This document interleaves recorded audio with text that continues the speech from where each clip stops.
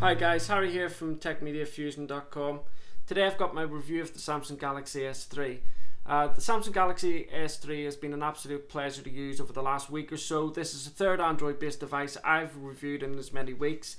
And I've really tried to find fault with this device so I don't sound like a broken record. However, it has been difficult. So let's run through the specs and the features of the device. The Samsung Galaxy S3 has an 8 megapixel rear facing camera and a 1.9 megapixel front facing camera, both for video and still images, and the front facing camera records in full HD. It is powered by a 1.4 GHz processor.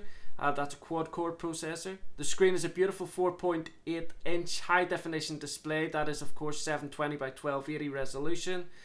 As far as the storage is concerned, it comes with a 16GB internal storage with a micro SD card slot capable of holding up to a maximum of 32GB cards. However, on the Samsung website it says that the SD card slot will accept 64GB, but the network carriers here in the UK say 32, so take whatever you want out of that. The Samsung Galaxy S3 comes with the Android operating system, as you all well know. The overall dimensions of the device are 8.6mm thin, 70.6mm width, 136.6mm in the length, and the overall weight of the device is 133 grams. The Samsung Galaxy currently comes in two colours, white and blue. However, it's rumoured that Samsung are adding a red model to the lineup, maybe going in for more other colours. The features of the Samsung Galaxy that give it a little bit of an edge over the iPhone at the minute is, the first one is Smart Stay. This is where the phone can recognise via the front facing camera that you're physically still looking at the device, and so the display won't dim and it'll maintain its full brightness. Next one is S-Beam. Now this only works if you or a friend have got both Samsung Galaxy S3s. If you want to share content between each other, you just put the two phones up against or back to back, and you'll get the options to start swapping and changing content. Best photo is pretty amazing as well.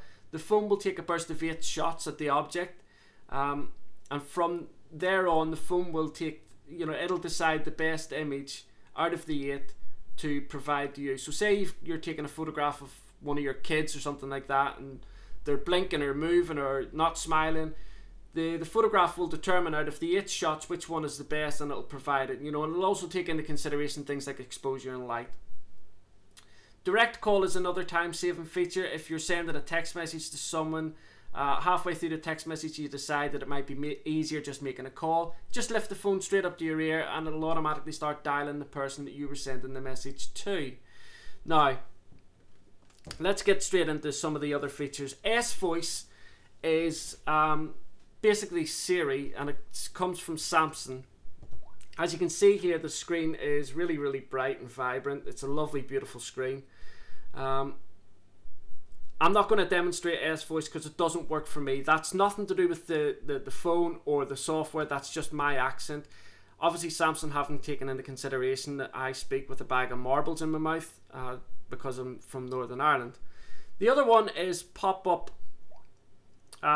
Play, it's called. Now, a lot of people have been talking about this and how wonderful it is, that type of thing, but in my opinion, it is more a gimmick and more of a show-off thing than anything else.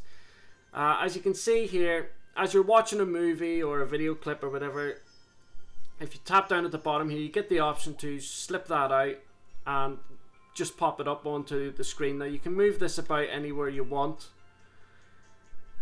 anywhere at all on the screen. And so if you're working on sending an email to somebody, or you're working on a spreadsheet or putting data into your planner, you can still watch whatever movie it is you're watching. And like I say, it's more a gimmick than anything else. Let's get out of that. As you can see down at the bottom, you've got your back button here which lights up, and you've also got this button here which brings up your settings of the various applications that you're in. Your apps are at the bottom. This is your internet, messaging, contacts and phone. It's all pretty much the same. I've showed you these Android operating systems over the past and they're all pretty much the same. I personally think that the Samsung Galaxy 3 is a lovely phone. The form factor is perfect, although I did think it was going to be too big, but it hasn't turned out that way. So overall, the Samsung Galaxy I find is fantastic, although the screen, like I say, is a little bit bigger than any other phone I've ever used, but you get used to that surprisingly quick. In fact, when I started using the iPhone actually started to feel really, really small in my hands. if I had to pick a fault with this phone, it would probably be more a software related fault than anything else, and I would be stretching actually at making this fault known. Basically, the phone comes with obviously the Android applications that are on it as well, and because this phone is a Samsung phone, Samsung have put their own apps into it as well.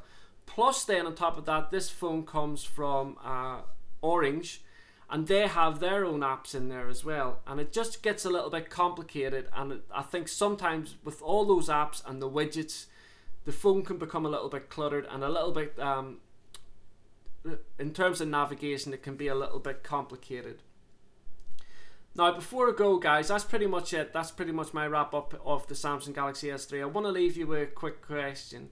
For any of you that have used both an Android device and an iOS device, take the devices out of the equation, and which operating system do you think you benefit most from when you're using, whether it's the Android or the iOS operating system?